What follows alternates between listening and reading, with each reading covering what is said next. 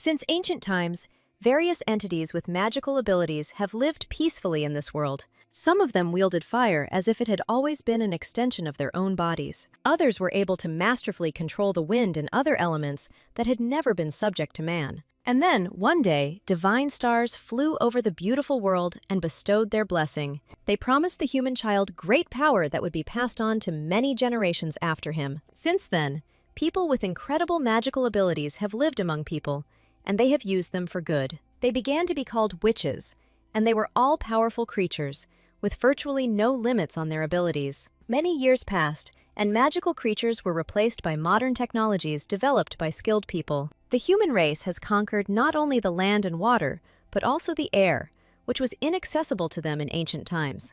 And only witches have not yet lost their powers, having only increased all the experience accumulated over so many years. These people still caused a lot of anger among those who were not blessed with magical abilities by birth. So ordinary residents were drowning in hatred and envy towards their surprisingly magically capable relatives. Because of their helplessness, they could only make evil plans behind the backs of powerful and intelligent witches. Many people believed that anyone who wielded magic should be kept under strict control or even exterminated. Most of all, the heads of the empire feared just one girl who had inherited the power of the most powerful magician. During the war, wherever she appeared, there were rivers of blood and pain, which were the merits of the witch. But it wasn't just for nothing that our heroine was able to easily and naturally hide from all her worst enemies. She was raised with different values from birth, so she did not understand human feelings and emotions. Therefore, the only true friend left for her was an enchanted dove named Maximus Salodius. The bird had a clean nature,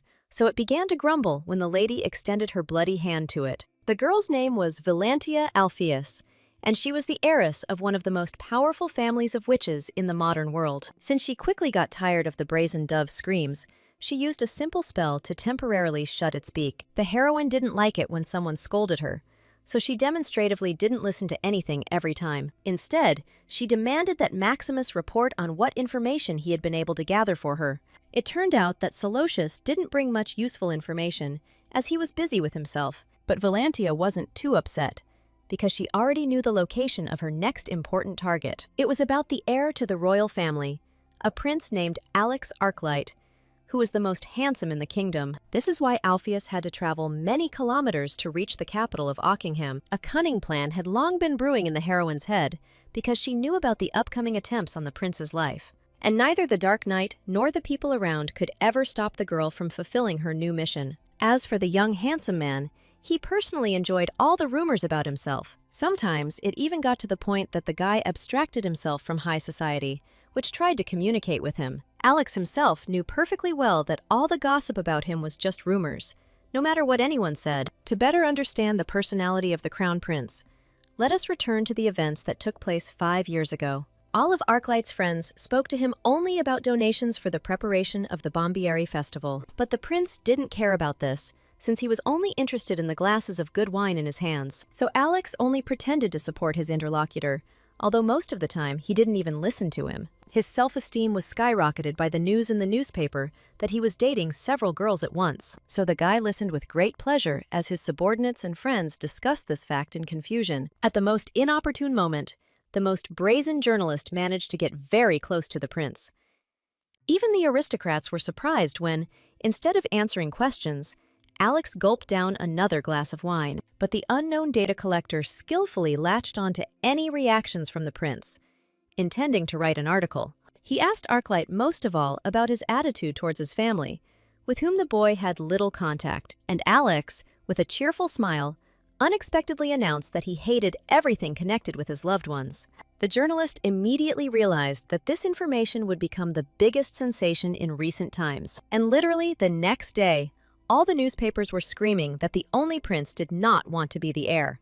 This is all because Queen Josephine was loved by many aristocrats and commoners, but she had a terrible son.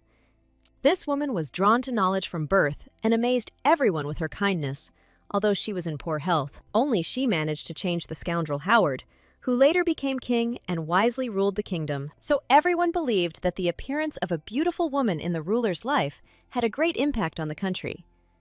All the people sincerely respected the kind and beautiful woman who never thought only of herself. Therefore, Many residents of the country, who came from different cities, were present at her wedding with the king. It seemed to everyone that true happiness would now come to the royal family thanks to Josephine's efforts. But the king was completely unprepared for the fact that his beloved could die literally in a year. She gave birth to a healthy son, but due to her poor health, she was unable to survive this important event. Many people immediately began to yearn for this beautiful woman who lived so briefly. After all, Josephine didn't even have time to hold her own son in her arms before she was laid dead in a coffin. As a result, all the emotions directed at the queen now began to be directed at the little prince. People tried to believe in Alex, but the newspapers constantly tore his good personality to pieces. The guy himself was only worried about the fact that he didn't look good enough in some of the photographs. Even the butler could not find answers to the questions of why the heir had suddenly changed so much. Meanwhile, a representative of the older generation tried to reason with the young and inexperienced Alex. The old man believed that, if he wanted,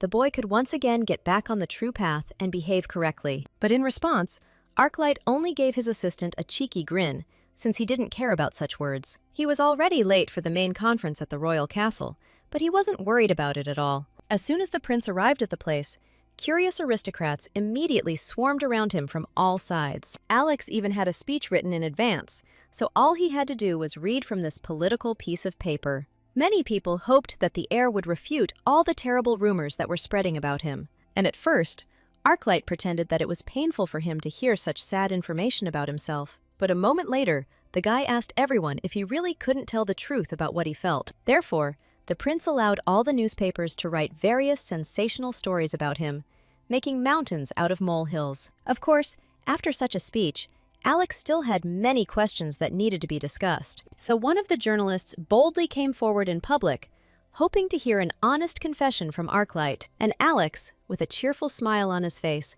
loudly declared that he really did hate his entire royal family. He had no idea that at that moment he had angered an extremely influential person who loved Josephine. The man could no longer bear the prince's words that his family was terrible and unworthy of ruling. That's why he burned all the newspapers with the heir's face in his hands, just so he wouldn't have to remember it. The pieces of paper flew through the air, quickly burning in the flames, and the unknown man disappeared into the crowd. At that moment, the heir's confessions caused such a strong excitement that they quickly spread among the people. The very next day, his sensational statement was printed in all the newspapers of the kingdom's capital. These articles were picked apart so quickly as if they were the most delicious food in the world, and not gossip about Alex.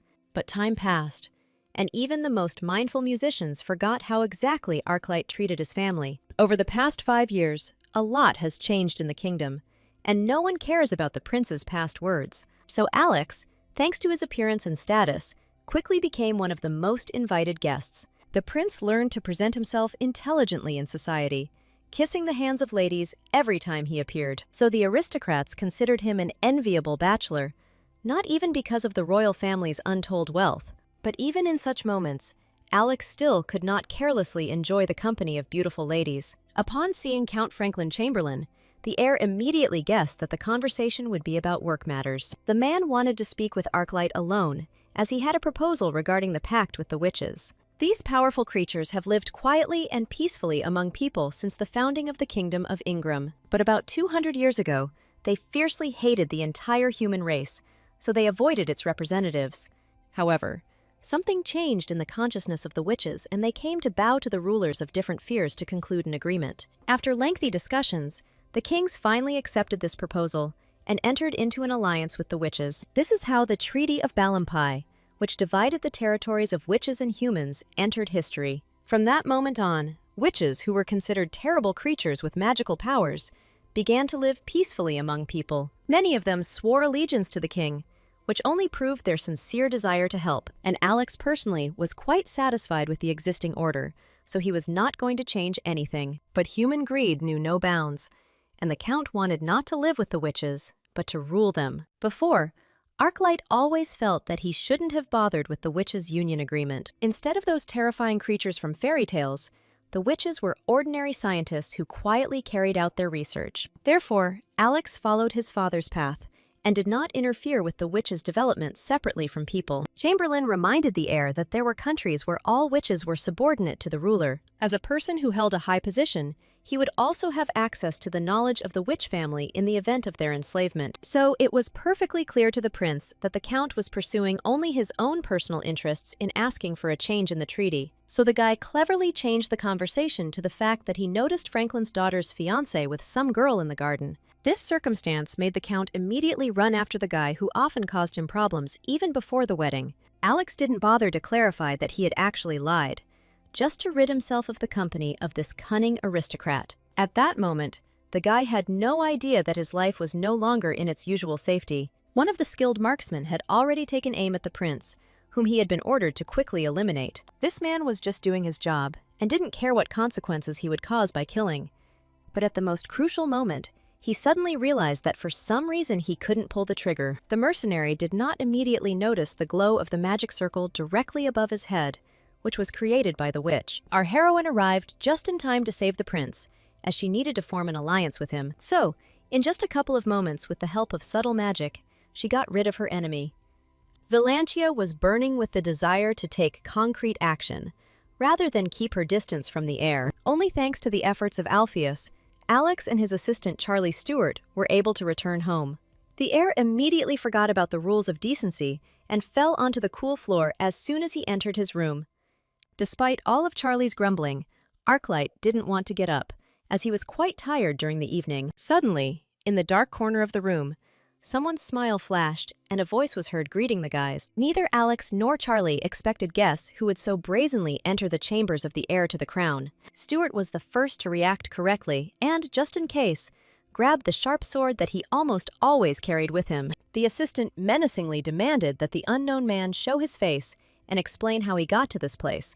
On this night, the full moon was shining in the sky, so any miracles could happen even to ordinary people, but neither the prince nor his assistant were prepared to see the bird's feet that were the first to appear from the darkness. At first, the guys decided that this was all some kind of magical illusion, since the enemy did not want to reveal his identity. But then, out of the darkness, a real dove came out to them, who could speak beautifully and coherently. Never before had the boys been so shocked as they were at that moment at the sight of a talking bird. Their startled cries echoed throughout the area, and it was a miracle that the guards didn't come running to help. But Maximus himself was unable to understand the emotions of people who were not related to the witch family. But no matter how many times Salodius began his majestic speech, he was immediately rudely interrupted by the guys. They were so surprised that they had a talking dove in front of them that they didn't even listen to the poor bird. Maximus eventually lost his temper and demanded that they stop comparing him to the other brothers on the streets. Alex was interested in the fact that this dove served the witch, which is why he believed that it should be respected and honored. The heir heard a lot about the alliance between people and witches from his father, even in childhood. It turned out that the witches had no intention of interfering in human affairs, preferring solitude and peace. So many of them had never been seen before, even though the witches worked among people for the good of the kingdom. All that was known was that among the witches there were 9 legendary heroes who became the best magicians in history. Their powerful magic was not wasted, and soon each heir of one of these people quickly became a leader. But only a few witches openly operated among the kingdom of Ingram after the Union. One of these representatives was the Vega family, who were distinguished by their nobility and respect for people. Another family were the Giles, but no one tried to have anything to do with them because of their deceptions. And the last representatives were the Alpheus family, who most often became knights for the sake of the kingdom. It was for the last family that the dove served, and on their behalf it carried out all important negotiations with the human race. But until now, Alex could not find an answer to the question of why one of the powerful witches needed him.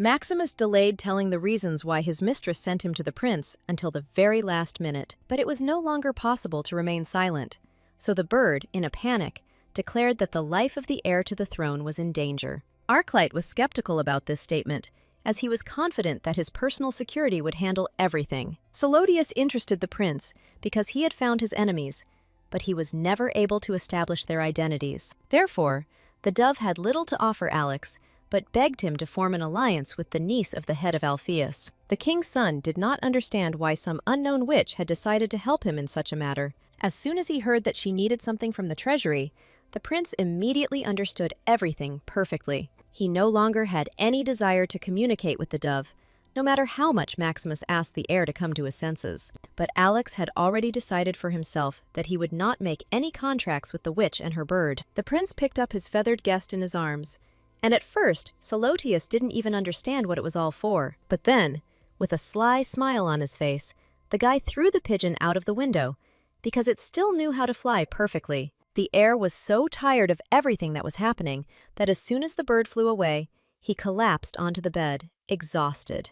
However, the very next morning, the prince was in for an unpleasant surprise from a dove at his royal estate. Maximus wasn't going to give up so easily, so he left the letter right on Alex's desk. Charlie remembered very well that his master did not like to read letters, so he volunteered to study it himself. Stuart didn't know what to expect from the intelligent pigeon that had spoken to them just yesterday. Arclight was dissatisfied that the bird was smart enough not to show itself to him again. Meanwhile, the assistant desperately tried to find at least something useful in Solotius's long sentences. Alex calmly listened to the pigeon's request to wave a white handkerchief from the window at night if he agreed to the offer. But the heir had no intention of carrying out what was said, so he simply burned the letter so as not to think about it. That same night, within the royal estate, Valantia sternly scolded Maximus for his failure. She needed to form an alliance with the heir as soon as possible before someone from the outside killed him.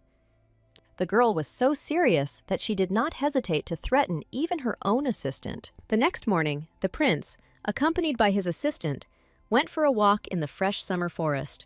Alex rarely had a chance to truly rest, as his duties as heir followed him everywhere, and only among the green trees, striking with their clean scent, could the guy hide from everyone. Only during the hunt did Arclight become truly serious and even give orders to his assistant. Charlie understood perfectly well that it would be easier to obey the master, although he had something to say in response. This time they were tracking a young deer that had foolishly strayed from its native herd. The prince was quite skilled with a gun, as he had gone hunting with his father since early childhood. His eyes peered into the sights, waiting for the moment to pull the trigger. But suddenly, a huge number of letters blocked the heir's entire view of the deer. The boy stared in complete amazement at the paper, which was literally flying from the sky. Even Charlie couldn't explain what was happening, as it was the first time in his life he had seen such magic. The heir immediately guessed that all this was a trick of the dove, whom he had refused not long ago. He was so deep in thought that he didn't notice a barely visible flash somewhere in the treetops that was aimed right at him. Hearing the shot, Stuart was the first to react, but he would never have managed to save his master. Alex turned around sharply in horror, although he also understood that it might already be too late for him. But luckily for the guy, the fast bullet flew just a few centimeters from the center of his head. There was a bloody scratch on the prince's cheek, but otherwise he was perfectly fine, although he could have died. Alex was saved from death only by one piece of paper, which blocked him from the shooter at the last moment. Literally, the next day, the heir organized an emergency inspection of the entire forest around the palace on this matter. He kept tapping his fingers on the table, which showed his nervousness, but he couldn't stop. Arclight's cheek was completely treated and bandaged, so his life was no longer in danger. The guy was impatiently waiting for Charlie to come to him and bring at least some information, but the assistant had nothing to please the gentleman with, since they could not find any traces of the shooter. All he knew was that the perpetrator had gone down the river, thereby further erasing all his evidence. All Stuart could do was increase the number of guards, of which there were already many around the prince. Despite the gravity and danger of the circumstances, Alex's face was lit up with a cheerful and joyful smile. Arclight admitted that he still wouldn't tolerate anyone else following him except Charlie. This childish behavior angered the assistant, who had long been trying to persuade the master to provide good security. So he told the heir everything he thought about his attitude towards strengthening the security around the palace. Alex didn't expect Charlie to react so negatively to his jokes, which he often made in life. But this time, Stuart was in no mood to have fun, because the matter directly concerned the life of the heir to the throne. Having nothing better to do, the guy dozed off on his desk, as the night had been too restless for him. What he didn't expect was to suddenly hear a sharp female voice, which made him jump in surprise. Princess Catherine, who had been his guardian in recent years, came to see her nephew. Alex immediately grimaced, because this woman was constantly grumbling at him about various little things. No matter how hard Arclight tried to send the aristocrat away with polite words, it was all useless. Catherine had a bad attitude towards her relative, who was too reminiscent of the carefree Howard in his youth. The prince was also often given yellow roses, which hinted at his dissolute lifestyle in high society. And the princess could not tolerate such antics from her nephew. Although she never caught him with another girl, she chose a bride for her relative herself, but Alex had no plans for marriage. However, Catherine didn't care about the prince's opinion, because she had already taken care of all the arrangements. Once again, Alex felt locked in, like a bird in a cage, even though he had a high status. But the aunt was going to sell the handsome face of her nephew, who did not listen to anyone, for as much as possible. So she angrily reminded the boy that feelings had never been important to the royal family. Although the woman gently touched the heir's hand, his entire body shuddered internally with horror. Every time, it hurt Alex to realize that he was just a face for the royal family, and no one around was going to take into account the emotions of the poor guy forced to live according to the script. These conversations brought back heavy memories to the young man, transporting him to the distant past. Then, after the death of his father, who could not bear the death of his mother, the boy often cried bitterly and alone, all because even close relatives did not need his tears, so they silently turned away. No matter how hard the child tried to hold on to his family members, no one cared what he wanted. All that was required of the boy was to grow up and accept the fact that he would be a real prince. At that moment, it was Catherine who was putting the most pressure on the heir, wanting to get as much benefit as possible. Until now, the guy could not calmly remember the past, because it was too difficult for him. So once again he woke up because of a nightmare that awakened in him not the most pleasant feelings. Alex couldn't collect his thoughts for a long time, when suddenly he noticed something white on his bed. It turned out to be another letter from Maximus, who could not give up so easily due to fear of his mistress. This time, the heir personally read the message, as he succumbed to emotions after a recent nightmare. Alex was surprised that the pigeon knew perfectly well that they were looking for it, and therefore masterfully hid from people. Surprisingly, this time the prince was ready to carry out the actions required of him. He opened the window to the garden and immediately saw that the moon still retained its mystical properties. So, in its bright light, the guy waved a white handkerchief from the window, completely not thinking about the consequences. Since the prince had no other choice, he decided to give the persistent bird one last chance. But until the next night, when the heir returned late from the banquet, nothing unusual happened. Alex even managed to reach the palace gates without incident, despite the threat of assassination attempts on his life. This made the guy believe again that no one was trying to kill him anymore for some unknown purpose. Arclight bid his assistant good night before entering the room, as he wished to rest peacefully. He was in a good mood, so he was looking forward to the moment when he could pick up a bottle of wine. It was only when he was approaching the chambers that the guy noticed that there was a strange breeze blowing around. Alex was sure he hadn't left the windows and doors open to create that feeling. As soon as the heir turned towards the window, he saw the face of a beautiful girl in front of him. The prince froze in surprise, as he was sure that he had not invited anyone to his place so late. And the girl said with a laugh that she had managed to save Alex's life about 9 times today. The only thing that calmed the guy down was that the unknown lady was wearing a military uniform, so he was in no danger. The heir quickly collected his thoughts and demanded to know how the lady had even entered his chambers. He didn't want to accept the fact that if she was noticed, rumors would start circulating about his personal life again. Instead of answering, the girl approached the prince and said that her name was Valantia Alpheus. It was she who had been sending a dove to the heir all this time to negotiate an alliance with him.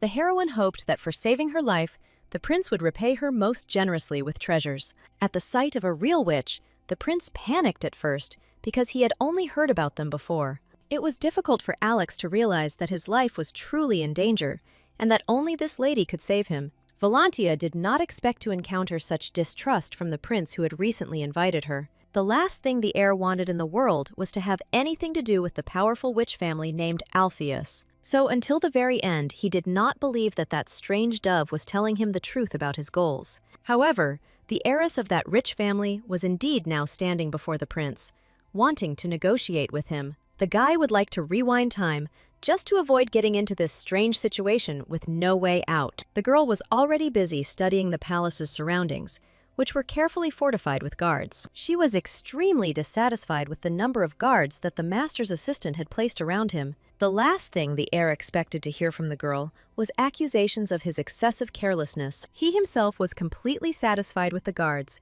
of whom there were many times more than before. Besides, Alex was sure that there had been no further attempts on his life since then. In response, Valantia once again reminded that, if not for her efforts, the heir would no longer be alive. No matter how many guards the guy hired, it was all useless in the face of his powerful opponents. Alpheus understood that her words would not prove anything to the prince, so she decided to demonstrate this through actions. Alex froze in amazement as he saw the witch use magic right in front of him. The heroine created a magical circuit to show that the protection of this place was partially breached. Before, the prince had never thought about how important protective magic spells could be. The sweaty symbols before the heir's face swirled in the air, striking him to the depths of his soul with their power. Of course, even the prince had heard of such a powerful spell, which was called the magic circuit. This magic consisted of a weave of small circles that formed a strong defense. Depending on the purpose of the circuit's creation, it could be ordered to defend against all enemies. Or, with its help, one could scare away any uninvited guests by casting a spell on them. All the parts of the spell, when cast correctly, worked no worse than a clockwork mechanism. So now, due to the complexity of this magic, Alex believed that the person in front of him was a witch from the Alpheus family. But at that moment, the heroine did not pay attention to the guy, as she was absorbed in studying the outline. It was only after a few minutes that she managed to discover the problem in writing the magic symbols. As soon as Valantia poked her finger into the outline, bright flashes of light ran across the entire circle. Before anyone had time to come to their senses, the entire defense had shattered into tiny pieces in the air in a split second. Alex couldn't believe his eyes, because now it turned out that he had no magical cover left. Only a few guards saw a flash in the prince's room at that moment, but they decided that they imagined it. No matter how the heir tried to scold the witch for destroying the circuit, it was all absolutely useless. In the end, the guy gave in, since his plans did not include dealing with a witch in the middle of the night. He told the girl to submit an official request to meet with him for the sake of the contract. Valantia had no idea that her hasty actions might seem wild and reckless to others.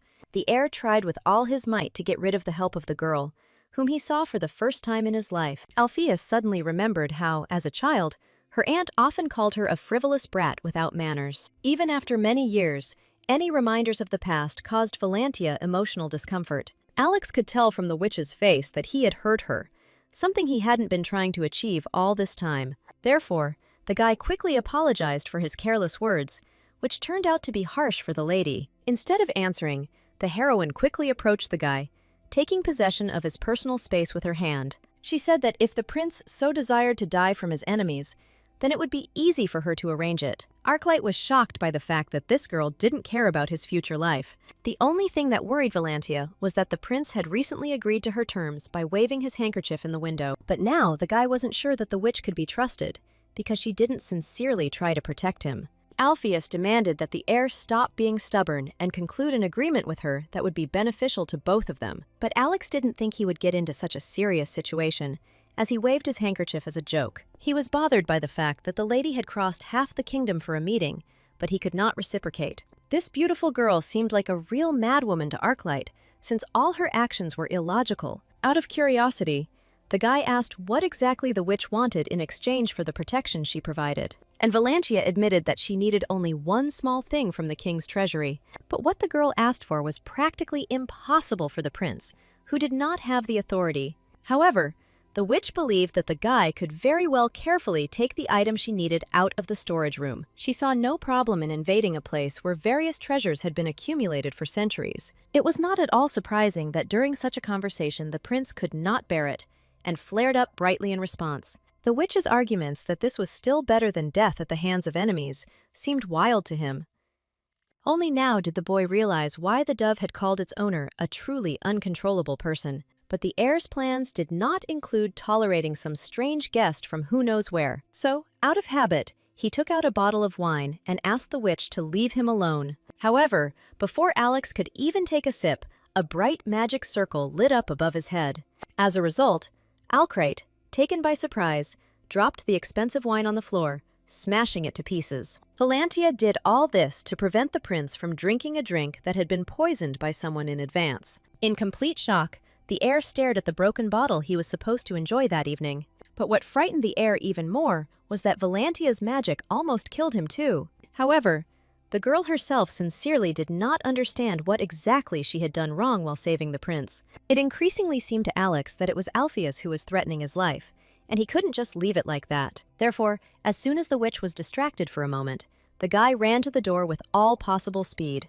However, Valantia couldn't let her target escape, so she jumped on him, knocking him to the floor. Arclight would never have thought that a woman's body could seem so heavy to him. At exactly that inopportune moment, Charlie's alarmed voice was heard outside the door. Having heard the noise, the almost completely immobilized heir prayed that his assistant would finally enter the room. Stuart became even more worried when he realized that the gentleman was not answering him, so he opened the door. But he didn't expect to see Alex in the company of a beautiful and previously unknown lady. Within a few seconds, Valantia managed to turn over in time to create the appearance of intimacy. For a moment, all three froze, as no one knew what to say next in such a situation. Alex could only hope that Charlie would understand him correctly and help him get rid of the girl. But then Valantia feigned tears, asking the heir why he had been so cruel to her. The witch's acting had an effect on Stuart, who did not want to interfere in the master's personal affairs. So the guy was left without an assistant, but the witch let him go as soon as Charlie left. Alpheus was still trying to prove to the prince that she was ready to take any risk to save his life.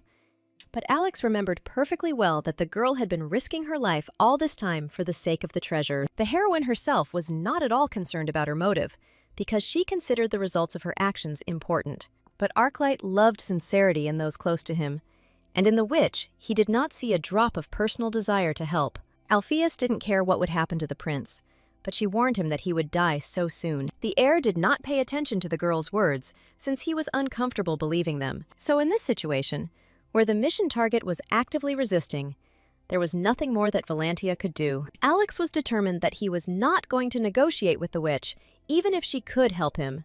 As a result, the heir asked Charlie to escort the stranger out, and he himself went for a walk in the city. Although Stuart did not understand all of the master's instructions, he did not dare to say anything against him. Only rare night walks allowed Alex to put the whirlwind of daytime thoughts in order. While moving, he noticed his guards out of the corner of his eye, which made him feel much calmer. The recent incident with the broken, expensive bottle of wine just couldn't get out of the prince's head. He grew more and more angry each time he imagined Valantia's cold and imperious face before him, so the heir hurried to hide in a quiet alley where the guards could easily protect him. But just a few minutes later, Arclight was overcome by some kind of unpleasant premonition. As soon as the heir turned around, he discovered that his entire guard had been quickly and easily defeated. So, in just a couple of minutes, Arclight was left completely alone against people unknown to him. Alex could only hope that these guys weren't aiming for anything bad. However, the menacing gaze of one of the unknown individuals immediately dispelled any sweet hopes of the heir to the throne.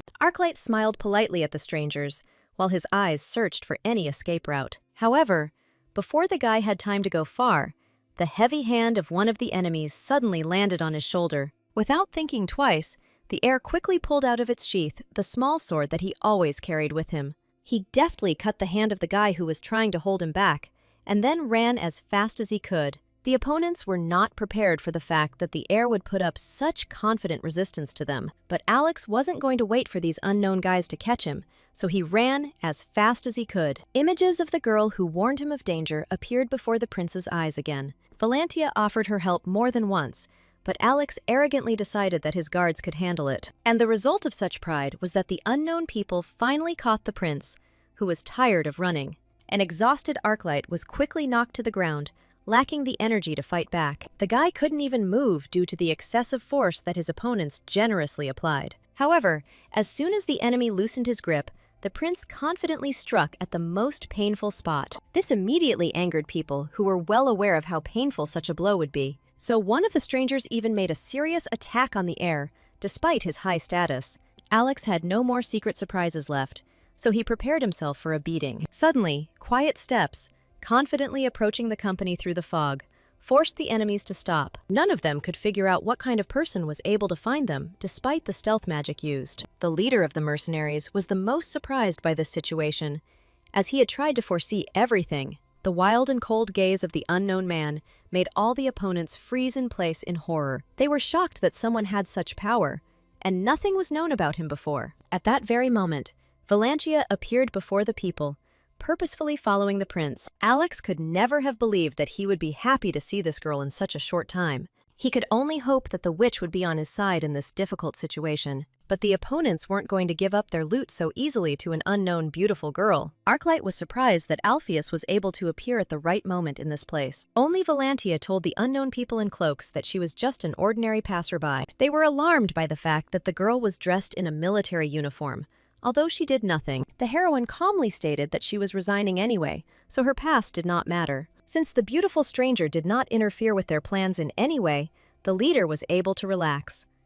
He turned away from the witch, deciding that she was silently agreeing with their methods towards the prince. Alex didn't expect that Valantia would do nothing when she saw him in such a state, to which the girl reminded that not long ago, the heir himself asked her not to interfere in his life. Only now did the prince realize how seriously he was in trouble, because even the witch did not want to help him. Arclight saw that his last chance for salvation was slowly slipping away from his enemies. The guy's whole body shrank from horror, because he didn't want to die so stupidly because of his pride.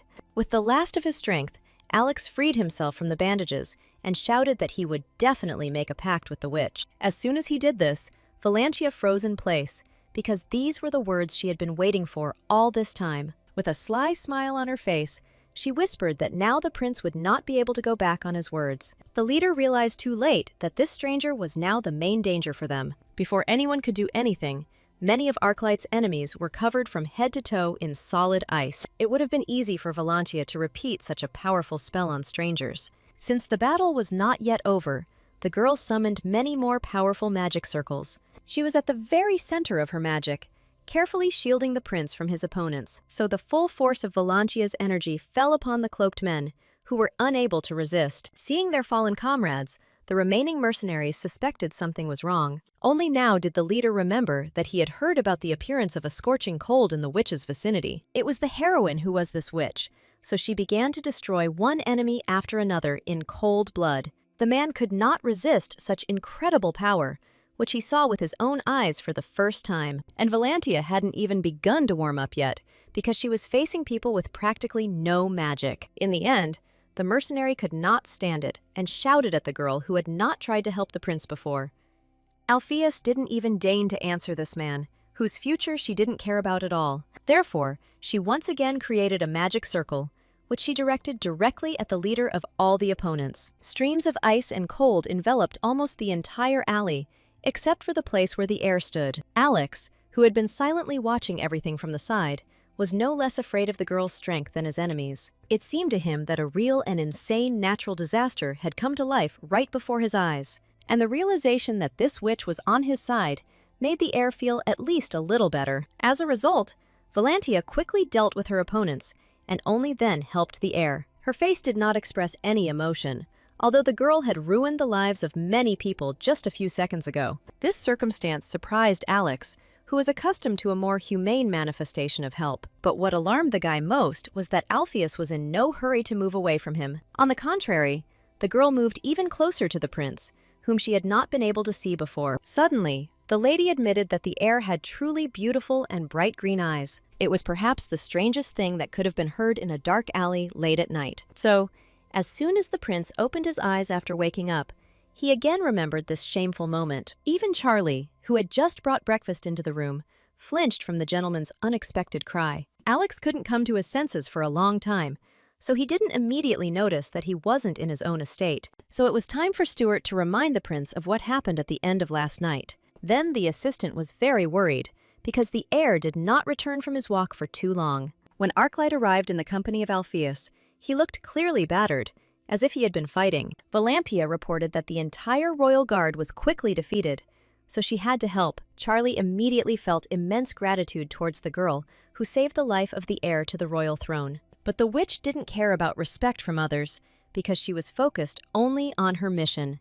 It came as a surprise to Stuart that from now on this lady would be responsible for the master's safety. And at first the heroine insisted that the whole company move to her magically protected house. She did not tolerate objections from people who clung too tightly to the things they were accustomed to. Before taking the prince with her, Valantia ordered a confused Charlie to prepare all his things. Literally a second later, the assistant was left alone again, as if no one had ever returned to the palace. And only a piece of paper with the address where he needed to go proved to the guy that he hadn't imagined anything. Stuart was not pleased that his master had undergone such a sudden change of location, but no matter how much the assistant cursed into the air, the empty walls of the royal castle did not answer him. Only after this story did the prince remember all the other details of yesterday's unpleasant evening. However, despite all the movements and beatings, Alex felt as if he had had a great night's sleep. Charlie still couldn't believe that his master had actually entrusted his safety to an unknown witch. But after the prince saw Valantia in action,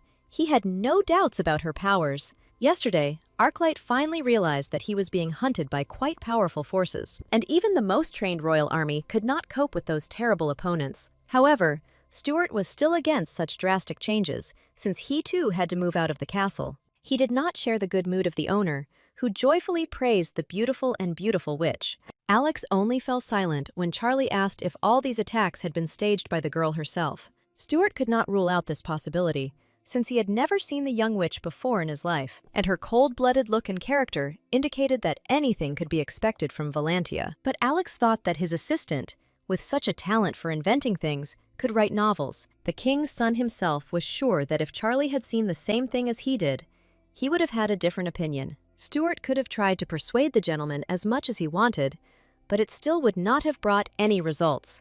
All because Alex had already found for himself the main reason why he approved of the witch. This was because the girl was a stranger to this part of the empire and knew absolutely no one. That is why the boy felt truly safe in this bright and small witch's house. Charlie couldn't believe his ears when he realized that the prince suspected even his close subordinates of attacks. Just in case, the heir did not report anything to either the royal guard or the more reliable police. Alex had no idea who was behind the assassination attempts, which is why he acted so cautiously.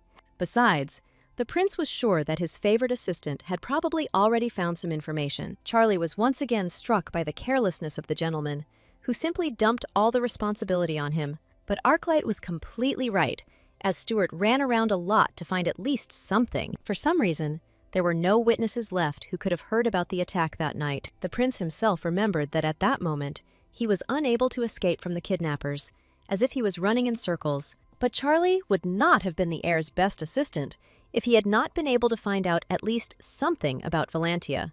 He recalled that there were 3 most powerful magical branches in the Integram Empire. Each of them held a certain position with honor, either helping people or ignoring them. And Valantia did indeed belong to the Alpheus family, being the main relative of the direct line. Although the girl tried not to talk about it, she was the niece of the powerful Suri. The prince listened attentively to his assistant, although he had already heard some of this information from the pigeon Maximus. But it turned out that this was not all the information that the inquisitive and pedantic Charlie was able to dig up. He told the master that Suri also had 5 powerful brothers with magic, and one of them was called Hugo Alpheus, whose name became known to many after the exploits of the magician. He was remembered by people as the most eccentric and unusual wizard of his generation, because not only did he burn the king's letters, but he also somehow arranged the funeral of his beloved pet in the form of a crocodile. Few people have had the chance to personally communicate with a man whose face was always covered in a sly grin. He also gained fame because he was considered a direct descendant of a witch who was born once every 200 years. In his youth,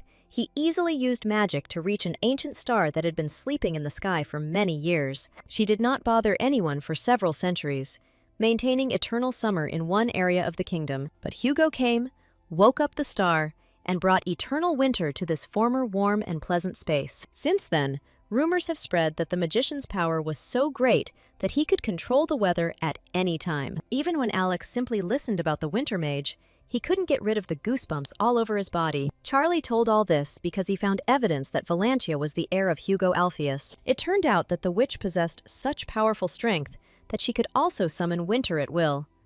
Few knew that Valantia was known as a witch of bitter cold, like her powerful uncle. The only difference was that for some reason, the girl had never used her abilities before. But, unlike other witches who loved research, the heiress of Alpheus joined the army, and she managed to get there at the very height of the war, when, due to her exceptional strength, she was sent to Tutel. Alex had only heard vaguely about the war in this place, which was distinguished by its brutality. But the heir didn't expect that this was all that the assistant managed to find out about Valantia. In response, Charlie stated that the gentleman was greatly overestimating his ability to find information. For some reason, there was no information about the little lady, as if it had been erased by someone. Never before had the prince heard of part of the information about the heir of the family being hidden. That was why Charlie didn't trust a girl whose skills were focused on combat instead of research. So, Stuart did not share his master's feelings for the witch, which he directly told the heir to the throne. Arclight had to take a moment to think about how he should respond to his assistant. In the end, he said that he trusted not the witch, but her greedy desire to get something from the treasury. Although Valantia's smiles were often full of cunning and guile, which is inherent in every member of her family, but Alex knew that as long as she needed something from him, the girl would not allow the death of the heir to the throne. So the prince and his assistant had to spend some more time in the witch's quiet house. When they went down to the first floor for lunch, it turned out that Valantia had just gotten to her feet. Charlie immediately began to scold the careless housewife for the mess in such a good house. Alex noticed that Stuart and Alpheus were complete opposites in how they handled household chores. While the assistant tried his best to get through to the witch, she completely ignored all his words. But then the heir jumped back in fear when he saw that the girl was rushing straight towards him. It was so unexpected that the guy didn't even have time to dodge the lady, who quickly picked up speed. A memory of the witch, complimenting his handsome appearance, flashed before Alex's eyes. But right now, for some reason, it was a woman's hand that was pointed at the prince, and not Valantia's face itself. Charlie was afraid for his master, but he was too far away to interfere with the girl's plans. But in reality, the heroine didn't even think of paying attention to any of her guests. Instead, she rushed to the second floor as she noticed the appearance of Maximus the pigeon there. The bird felt guilty because it had not completed Valantia's task, so it actively snapped back. But the girl was not going to tolerate such disrespect for long, because she knew how to easily deal with a pigeon. So she used some light magic again to teach her feathered helper a lesson for a short time. Now, no matter how hard Salotius tried, for some time, no one would be able to hear his sad cries. However, even so, the dove managed to terribly anger the powerful witch with just its facial expressions. Meanwhile, Charlie approached the prince, who continued to lie stunned on the floor. The guy was so confused by the girl's crazy actions that he still couldn't come to his senses. He even asked his assistant to hit him in the face if he suddenly started to fall into this state again. At this moment, Valantia finally deigned to come down, since she had caught her feathered friend. But at the most inopportune time, the girl's stomach began to rumble treacherously and very loudly. As a result, soon the whole company was sitting at the table, as Charlie quickly managed to prepare soup for them. Alex had already managed to come to his senses a little, since nothing relaxed him better than delicious food. But then, the witch started talking about those people who not long ago actively tried to kill the heir to the throne. She took out of her pocket some magical thing that she had discovered while searching people. Valantia could tell at first glance that this artifact was not as simple as it might seem. It was this thing that was behind the thick fog around the site of the attack that prevented the prince from escaping. So at that moment, Alex was like a bird in a cage, since he could not break this spell on his own. But that wasn't all, because the witch discovered several other different artifacts from those people. Arclight logically assumed that those guys had magic powers, or were connected to one of the witches. This is because only the most skilled witches could create such artifacts, but in the end, these things could be used by anyone who got their hands on such powerful objects. Charlie was the first to guess what this beautiful girl had been trying to convey to them all this time. Valantia no longer doubted that someone from her family was clearly behind the attempts on Alex's life. Otherwise, the enemies would not have been able to so easily obtain such powerful magical artifacts for the quest. And they not only acquired them, but also knew how to use them at a level acceptable to ordinary people. Hearing this, Alex again began to ask Valantia to interrogate the captured enemies again. But the girl could do nothing with them, as a powerful silent spell had been cast on them.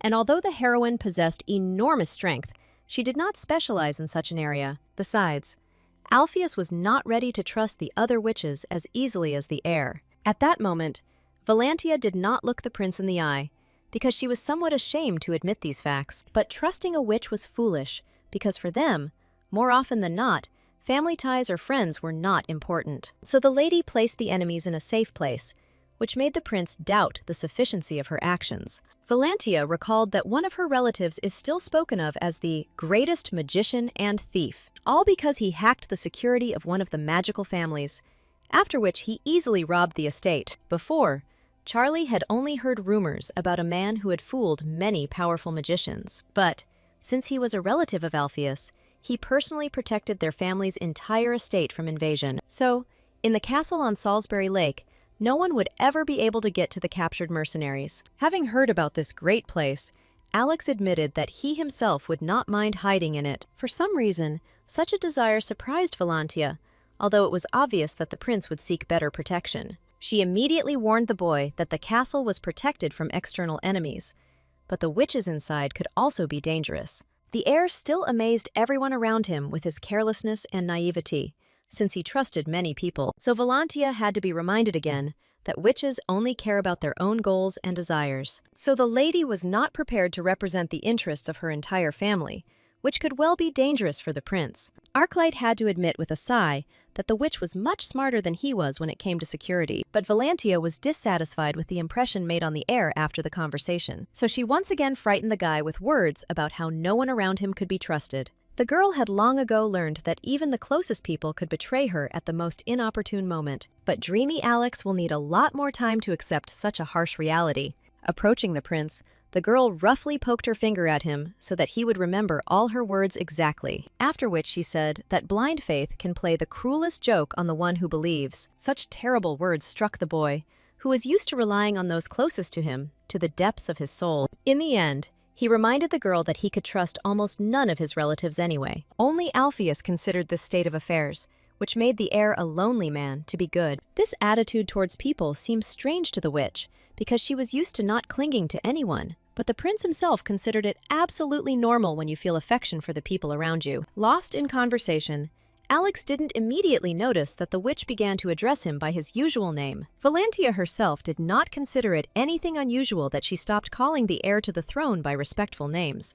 In the end, Charlie was the first to lose his temper, as he could not allow the girl to treat his master so easily. No matter how hard the witch tried to explain that all polite names were long, no one listened to her. So Arclight stuck to his guns and said that he would continue to address the girl formally. Before, Valantia had not thought about how important names could be in human society. Alex stubbornly wanted to draw a line between himself and the girl who was supposed to protect him everywhere. In part, Alpheus agreed with the guy, and she herself asked him not to trust anyone around him. But the heroine planned to at least get a little closer to the prince, with whom she needed to communicate. However, the heir's plans did not include gaining the affection of the witch, who was his temporary friend. So, whatever plans Valantia had for Alex, they were definitely not destined to come true. 3 days have passed since this conversation, and they were filled with silence and peace in this house. Having nothing better to do, for the first time in a long time, the prince immersed himself in fulfilling his direct duties.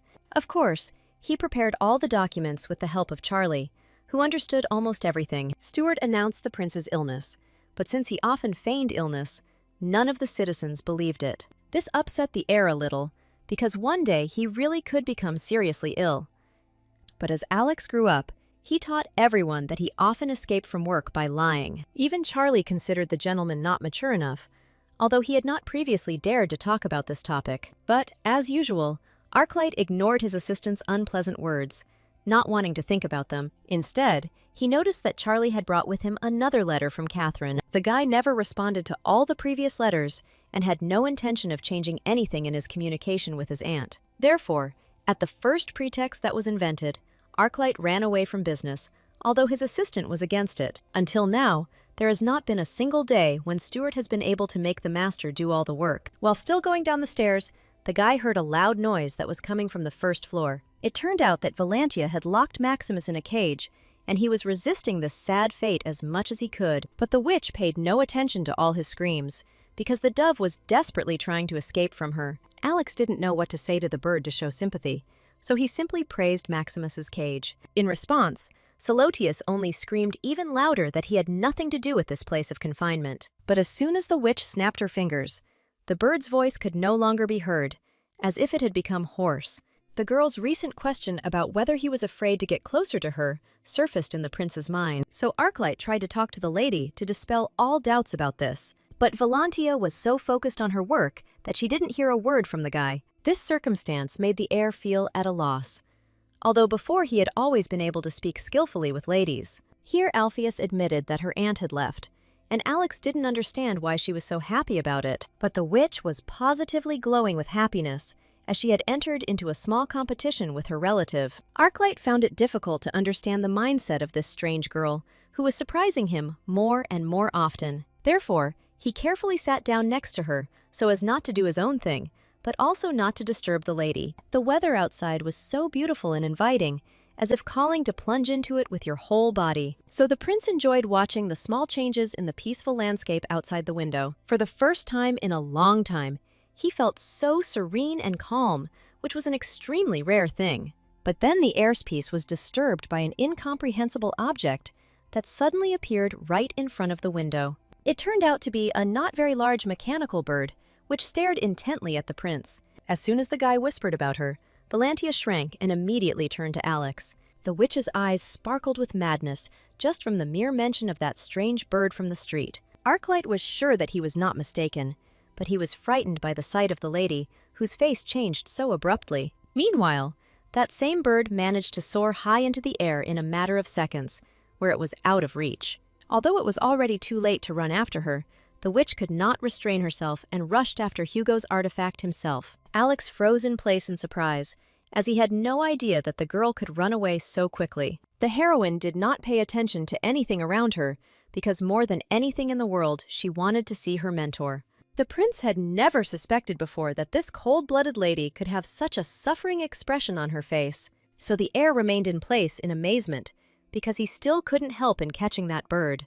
Only after a few seconds did the guy remember who the name belonged to that the girl kept shouting. It was incredible that that winter mage could somehow be close to the heir. But even if that was the case, he clearly didn't want to let anyone know what secret place he had settled in, far from everyone. So all of Valantia's cries were met with a wall of indifference, because the man did not want to get in touch. Therefore, his mechanical raven quickly left these places where the winter mage's beloved ward lived. The next morning, Charlie had to wake up the gentleman because he didn't wait for him to get up on his own. Alex was finding it increasingly difficult to get up in the morning, as his routine was disrupted by the witch staying awake at night. Suddenly, Stuart saw the state in which his master slept while he was visiting the witch. The guy himself sincerely didn't see any problem, since he always slept naked in his castle, and the assistant could not explain to the heir exactly what he was doing wrong in this situation. Since Alex had arranged with Valantia in advance for her to knock, he didn't have to worry about anything. But this cost the prince a great deal of effort, because the witch refused to understand the importance of knocking. Charlie didn't quite believe that the gentleman had actually managed to come to an agreement with the unmannered girl. Then he remembered that the prince's aunt had sent him another letter, since he had never responded to the last one. But the heir did not want to leave this place, where Valantia kept many of her fears. However, he was still a prince, so even Stuart could not excuse him from participating in the meetings. At this inopportune moment, our heroine nevertheless looked into the room without knocking. The girl came to invite the guys to eat, and completely forgot about the recent agreement with Alex. That's why she found him in such an embarrassing state, which made both guys' hearts skip a beat. Their indignant cries could be heard throughout the house.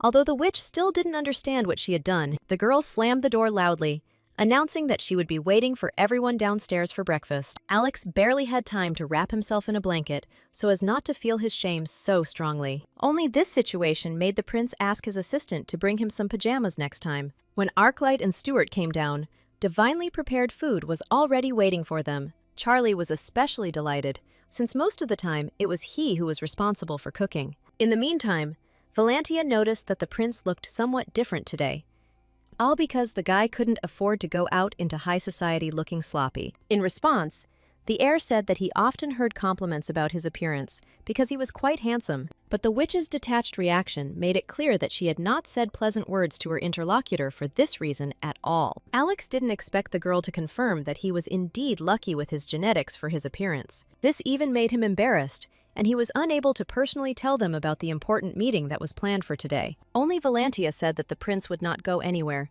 and her cold voice did not allow her to object. Alex himself was worried that at any moment he could accidentally run into his pursuers again. The witch also thought about this, so she was not going to let the prince go even with a huge army as protection. Charlie tried to explain to Alpheus how important it was for Alex to be at today's meeting, but the witch was alien to ordinary human relationships, so she still stuck to her opinion. Then, unexpectedly, the heir came up with a compromise for the girl so that the lady would not refuse so drastically. While she was desperately arguing with Charlie, The guy was trying to find the right moment to say something. As a result, Valantia was surprised when the heir suggested that she accompany him to such meetings. Arclight was confident that if the witch went with him, then no enemies would be scary to him. Essentially, this was the only way for the prince to attend events and still remain alive. Since there was a lot of sense in his words, Alpheus could not find the words to object. Alex was genuinely happy when the witch agreed to his conditions, since it didn't cost her anything. It just turned out that the girl hadn't agreed to today's meeting, so she still forbade it. With one wave of her hand, she prepared her military uniform, as she had things to do. So Arclight was surprised to find himself out of work, since Valantia couldn't accompany him to the palace today. Immediately after this, the witch disappeared with the help of magic and did not explain anything to her guests. The guy fell back into the chair in confusion, as he had been expecting a more detailed conversation. Charlie was only worried that his master had actually changed his mind about leaving the witch's house. No matter how much the assistant begged, the prince still gave him the order to convey to everyone the news of his illness. Stuart couldn't believe that his ever-active master had so easily agreed to submit to someone. Even Alex himself didn't notice these changes in himself, although before he would never have sat without entertainment. This is exactly what he boldly told his heir, Charlie, who saw everything perfectly from the outside. And this time, Stuart was not going to go to the meeting alone, so as not to get into trouble. In return, the prince asked his assistant to invite the best journalist, Joseph Collins, to the house tomorrow for an interview. Charlie doubted this choice because he remembered that this man's newspaper published only sensational stories. But Alex had personally studied Joseph's work, so he was sure that this was the man he needed. This is because, due to his status, the prince could not simply appear in public accompanied by a witch. Any mention of her would immediately incur the wrath of the king, who had little interaction with this family. That's why Alex wanted to prepare the public for who he would be appearing with in the near future. Meanwhile, Valantia arrived at the place where the best knights of the country were currently training. It was the well-known military ministry of the Kingdom of Ingram, where many people would like to study, but the girl herself would prefer to rewind time so as to never have anything to do with this place. The commander was immediately informed of her appearance, since the knights were dutifully guarding the surrounding area. The aristocrat could not allow the witch to roam freely around someone else's lands, as he was angry with her. But Alpheus didn't even remember this man, with whom she had worked closely once in the past. She personally ensured that his predecessor resigned just that year. At the same time, Valantia did not regret at all that she had put such a vile person out of action once and for all. But the newly appointed Major Craig could not forgive this incredibly arrogant witch. As soon as he began to get indignant at Alpheus, she calmed the rebellious aristocrat with one glance. As a result, the man could think of nothing better to do than to immediately shut up so as not to suffer from magic. Only after this did the girl say that she had come to see the general and therefore did not intend to waste her time. In the end, the dissatisfied major had to obey, since there was no other way to drive the witch away. The general's office was always filled with peace and comfort, which he tried to create with his own hands. Mr. Robinson enjoyed looking after his surroundings, so he devoted most of his life to this. Craig did not dare to disturb the boss, who greeted the guest he had brought with him with a joyful smile. Robinson's only complaint against Valantia was that she had not reported his disappearance. The girl disappeared from the radar immediately after the situation in Tutil, as that war had a strong impact on her. Robinson didn't expect to see the witch still react so strongly to mentions of those days. But Valantia was surprised that her desertion was covered up by a vacation, so that nothing would be said about it. The aristocrat said with a polite smile that they could not lose such a talented employee.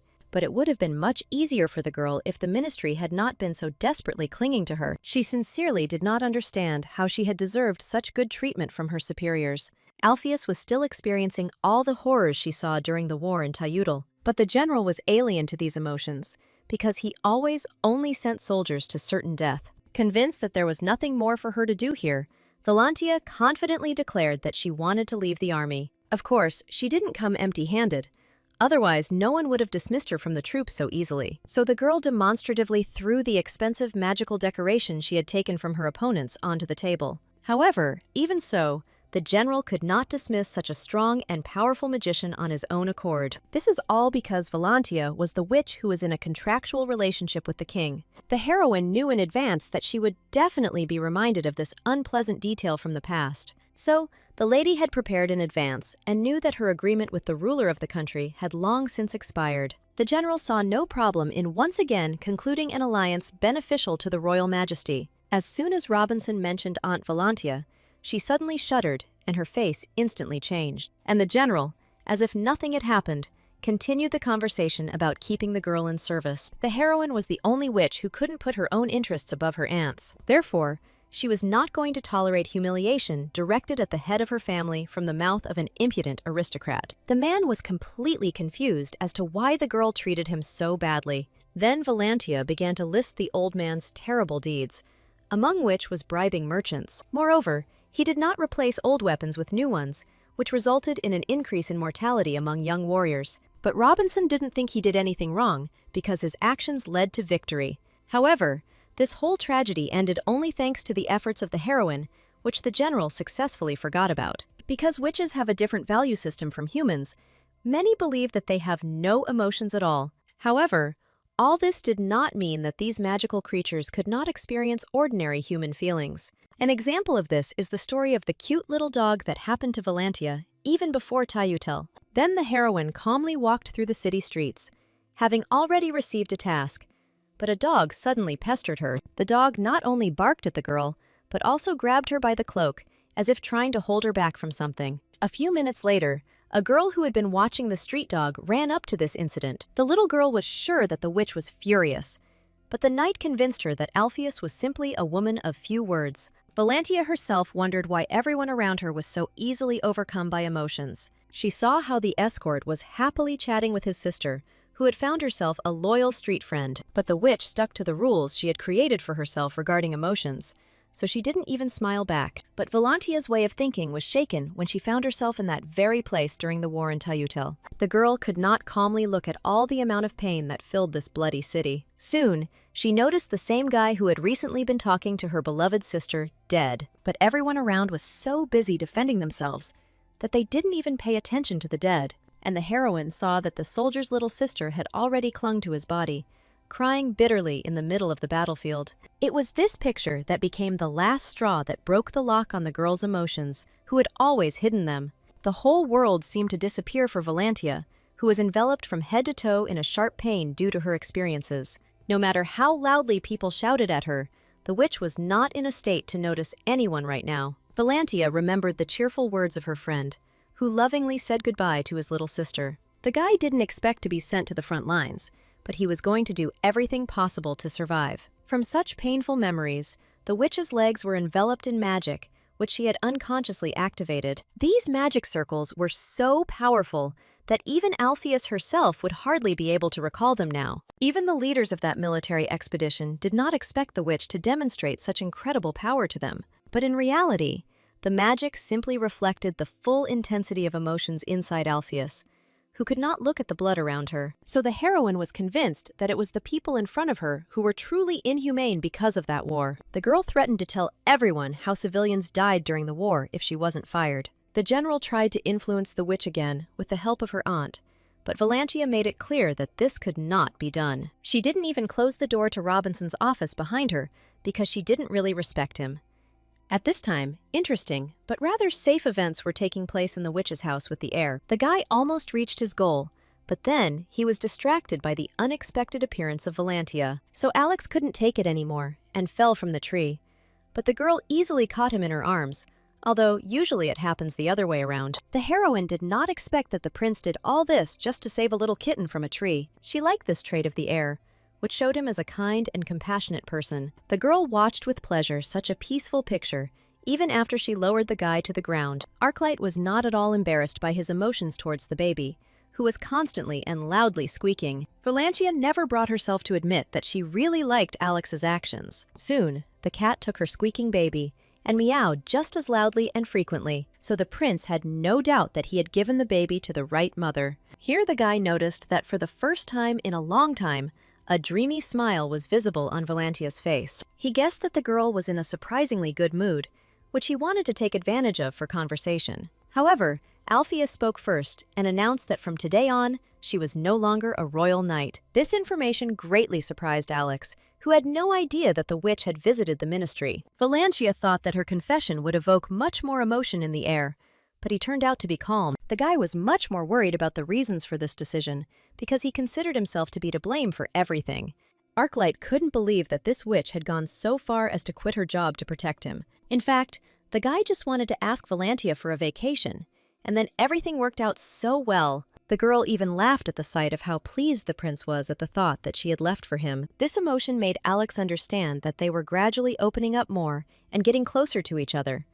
But even after all this, the heroine did not have much patience, so she asked the heir to speak frankly. Then Arclight, himself wildly embarrassed by his words, asked the girl to become his lover for everyone around him. To the prince's surprise, the witch agreed extremely easily, since she did not attach any importance to such a thing. He even had to dispel all the fantasies of the girl, who considered kissing to be obligatory in a relationship. Alex simply needed Valantia to accompany him to all events for his own safety. And this didn't upset the witch specifically, but she couldn't calmly listen to the need to be dressed up. The heroine hated these beautiful but terribly uncomfortable dresses on all the aristocrats more than anything else in the world. And what can we say about the incredibly unpleasant shoes for women that the girl will also have to wear? Valantia even withdrew into herself for a moment because she was not ready to do everything that was required of her. But in the end, since the witch had no other options, she still agreed to all of the prince's requests. But then it turned out that this was not all, so Valantia again returned to a menacing state of mind. However, the heir simply asked the girl to give an interview with him to a journalist who would arrive tomorrow. This man was distinguished by the fact that he wrote only about sensations, and many people were inclined to believe him. It is for this reason that the prince has called upon the famous Joseph Collins, who will be able to gain a lot from their meeting. Alex was sure that he could never in his life have chosen a better candidate for this situation. So, the very next morning, this enterprising journalist actually arrived at the witch's quiet house. The man has repeatedly won the hearts of readers by writing the hottest rumors about other aristocrats. That's why he got down to business almost immediately, having barely met the representatives of his interview. The guy had prepared the most interesting information about the witch and the prince in advance, but not all of it turned out to be true. Valantia immediately disputed the fact that she was the heir of the Alpheus family, as Suri herself had stated. Although the girl trusted her aunt, she considered herself the best among the warriors, and not worthy of ruling this great family. None of the boys understood anything that the young witch was so actively trying to convince them of. Joseph was surprised that two members of the family had different opinions about the same thing. But Valantia was adamant that she had no intention of taking on the responsibility of running the family. She admitted that even now she was giving the interview against her will, which immediately piqued the journalist's interest. Alex didn't understand what his ally was getting at, so he kept smiling politely at the invited guest. Even the heir was surprised that the lady agreed to reveal information about herself only out of love for him. Arclight was pleasantly surprised that it cost the witch nothing to say such loud words. Collins wrote down almost every word the two lovers said, so that he could later compile this material into an article. That's why the guy declared that it was Valantia he had been looking for all his life and had finally found. But Joseph was not a skilled journalist for nothing, as he remembered all of Alex's love affairs. However, Alpheus calmly stated that she believed only her lover and not the unpleasant rumors. So the journalist had no choice but to leave the whole truth about the gossip on the conscience of its participant. The questions from the clever Collins flowed like a river, and the witch did not know how to answer all of them correctly. Charlie eventually positioned himself carefully behind the guest to give Valantia hints on how to react. But all this led to was that Alpheus only pretended to be deeply hurt by the rumors. This information surprised Joseph even more because it contradicted the information he had recently received. But at that moment, the heir saved the situation because he spoke about the incident after which he fell in love with the witch. According to Alex's legend, this happened just at the moment when the girl first saved him from his enemies. But Valantia couldn't lie so easily about when she realized her feelings for the prince. Joseph pressed this point because he knew that witches always perceived human feelings differently. Neither Alex nor Charlie could help the girl with this question, so she had to answer alone. Alpheus couldn't come up with a reason why she started to have feelings for the heir. But then, she met the gaze of a confused Arclight, who hoped that the lady would be able to handle the question. When she saw the prince, the girl immediately remembered how she had once complimented his beautiful eyes. This is what Valantia took as the basis for her feelings, stating that she fell in love with Alex upon seeing his face. This argument seems strange to everyone around, but the witch was satisfied with the invented reason. Alpheus didn't immediately notice that her answer had caused an awkward silence among the people, as it wasn't the most logical. Therefore, the girl decided to correct the situation as best she could at that moment. Alex was only afraid that Joseph might suspect that they were just pretending to be in love. However, Valentia played her role superbly, as she did not hesitate to approach the heir. Therefore, she confidently clarified that it was the handsome man's green eyes that first won her heart. The heroine herself sincerely did not understand why such an explanation was not enough to prove her feelings. But Alex, as usual, came to her aid and stated that they also turned out to be quite similar in character. Collins didn't show his emotions to anyone, so it was unclear whether he believed the story of the two lovers. Therefore, just in case, the prince said as many pleasant words as possible to his beloved girl. Arclight only exhaled when the journalist began writing something down in his thick notebook again. But the heir didn't expect that Joseph would notice that Alex was addressing the girl politely.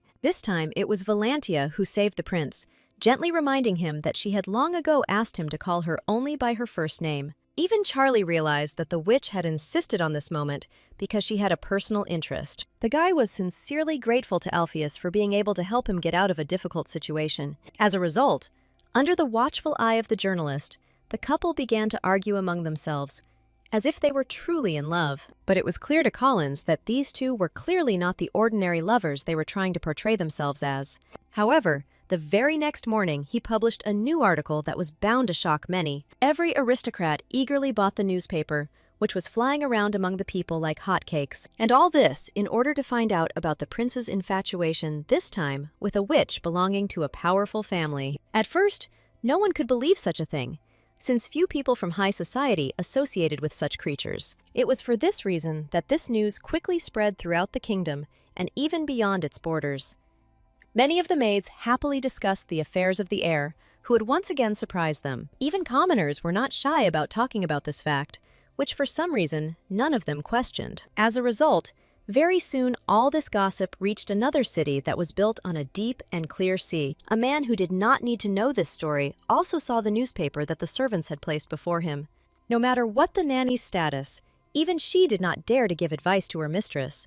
Therefore, the woman silently watched the aristocrat from the side, carefully taking care of her child. All because it was about Catherine Arclight, who had long wanted to rein in her reckless nephew. But Alex himself didn't even suspect such problems, because he had many other things to do in the witch's house. So, from the very morning the girl was running around the whole house, as if she had really gone crazy at some point. The boy tried to drink tea quietly and peacefully, but Valentia did not give him that opportunity at all. The witch only briefly explained that she had released one spell into the air and was now desperately trying to catch it. Even Maximus joined his mistress, adding chaos to the house with his constant and alarming cries. Literally a few seconds later, Alpheus found the book she needed, so she ran back to her attic. If Alex had been sleepy enough at this point, he would have definitely decided that he had simply imagined the whole thing. He had no choice but to obey the instructions of the witch, who did not even agree to drink tea with him. So the prince put aside his almost cold cup, since he remembered the upcoming events very well. He sat down in a chair opposite the window and allowed himself to dream about a future that he would like to see cloudless. Right now, the heir was sure that spring was in full swing around his royal palace. The maids were expected to enjoy the beautiful and fragrant flowers that the changing seasons brought with them. Soon, aristocrats will begin to invite guests to their estates almost every week in honor of spring. And, as the only prince of Igram, Alex will be obliged to attend almost every ball. The only thing that consoled him was that in the company of Valentia, his safety really shouldn't be in any danger. Meanwhile, the guy was upset that Joseph wrote only one article about his unbridled love for the witch. The prince thought that this skilled journalist would be able to extract much more material from the story. Although the article turned out to be quite good, the heir was not impressed enough by the impression it made on people. Arclight had no idea that rumors of his love for Valentia could lead to several other stories. Thus, one of the former majors claimed that this witch ruined his entire life, preventing him from building his service. True, Alex even benefited from the stupid baron's shouts, since they only drew more attention to Alpheus. The heir was much more bothered by the letter from his aunt, which he nevertheless decided to read due to Charlie's instructions. Catherine wrote that she was planning to organize a grand ball in the near future, where she was expecting her nephew. This time, the woman was relentless, since the heir had rudely ignored all previous letters. But Alex now faced a difficult task. because he had to somehow persuade Valantia to participate. The witch was clearly in a bad mood at this moment, since she didn't even want to hear about the royal ball.